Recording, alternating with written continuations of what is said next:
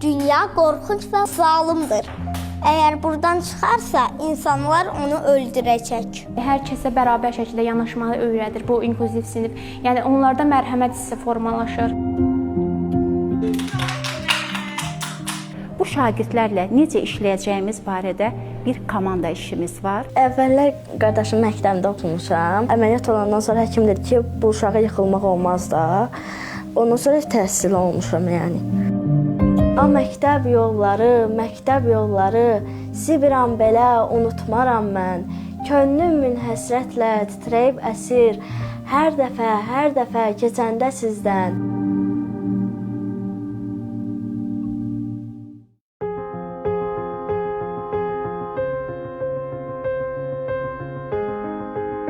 Bəzən insanı hansısa bir yerə ayaqları yox, məhz içindəki istək aparır. Elə bu sujetin qəhrəmanlarında olduğu kimi. Hava soyuqdur, yol kələ-kötürdür. Amma bu uşaqlar dayanmağı yox, çatmağı seçənlərdəndir.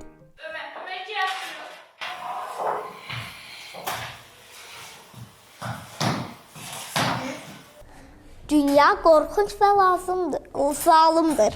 Əgər buradan çıxarsa, insanlar onu öldürəcək. Dipleyik spastik serebral iflic. Bu Ömərin tibbi diaqnozudur.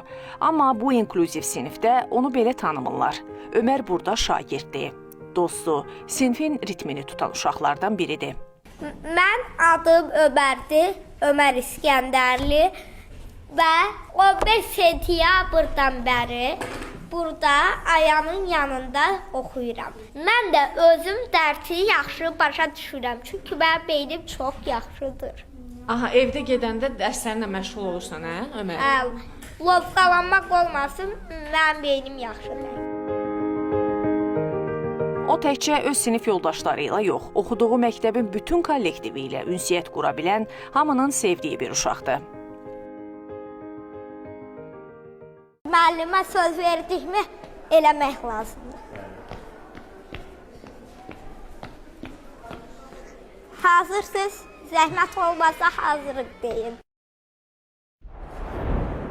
İndi Ömər, sualım odur ki, Günəşdən uzaqlığına görə planetləri ardızı sadalaya bilirsənmi? Əlbəttə. Zəhmət olmasa sadala. Merkuri, Venera, Yer, Mars, Jupiter, Saturn, Uran, Neptun və Pluton. İndiki təhsil sistemində Plutonu planet saymırlar, amma mən bilirəm ki, sən onu çox sevirsən deyə, sən onu öz aləmdə hələ də planet sayırsan, düzdür? Bəli. Bəs ən böyük planetimiz hansıdır? Jupiter, baxın. Bəs ən kiçik? Pluton. Mənə görə. Hə, Plutonu sən daxil edirsən deyə Pluton olur.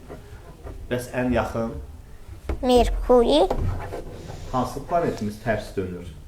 Venera.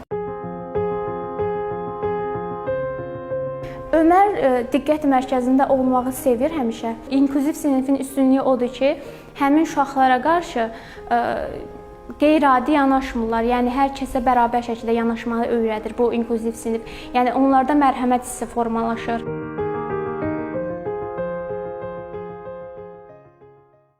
Ömər, indi deyək, mənə bax, üzümə bax, dişlərimi sıxırdı. Sa. Afərin sənə. S. So. Afərin. Su. Afərin sənə. Ömərdə diş arası sigmatizm olduğu üçün biz S səsinin korreksiyası üzərində çalışırıq. Yazısında irəliləyiş var. S səsini demək olar ki, ancaq dilini çölə çıxararaq istifadə eləyirdi, ancaq hazırda normal şəkildə tələffüz edə bilir. Hərdən durmaq istəyəndə çətinlik çəkir və bütün uşaqlar demək olar ki, Ömərə tərəf gedirlər ki, onun sumkasını geri çəksinlər, Ömər rahat şəkildə dursun. Cari tədris ilində inklüziv sinif açılmamışdan öncə o sinifdə dərs deyəcək müəllimlər, məktəbimizin psixoloqu, məktəbin inzibati heyəti, hətta deyərdim texniki heyəti. Hər birimiz təlimlərə cəlb olunmuşuq. Bu şagirdlərlə 2 şagirdimiz qeyd etdiyim kimi inklüziv sinifdə təhsil alır. Bu şagirdlərlə necə işləyəcəyimiz barədə bir komanda işimiz var.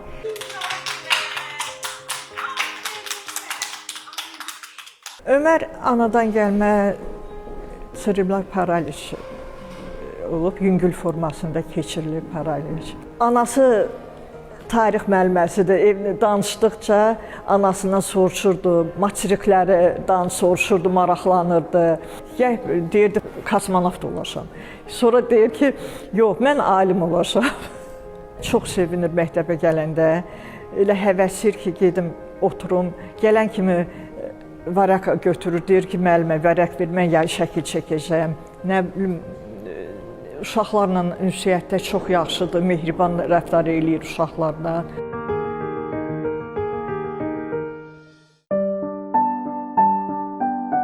Hər uşaq üçün yol eyni olmur. Zeynəbin yolu isə bir qədər fərqlidir.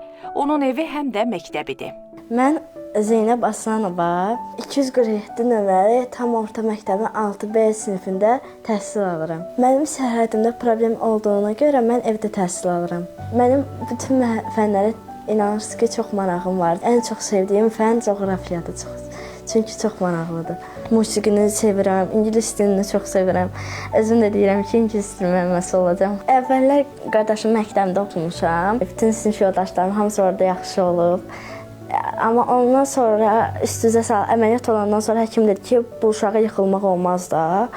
Ondan sonra təhsil olmuşam yəni. Anam gələnə kimi məni geyindirirdilər, kurtkamı geyinməyə kömək eləyirdilər. Gedib anamı çağırırdılar, xəbər verdilər ki, anan gəlib səni alacaq, götürəcək. Boş vaxtlarımda kitab oxuyuram, nağıl kitabları oxuyuram.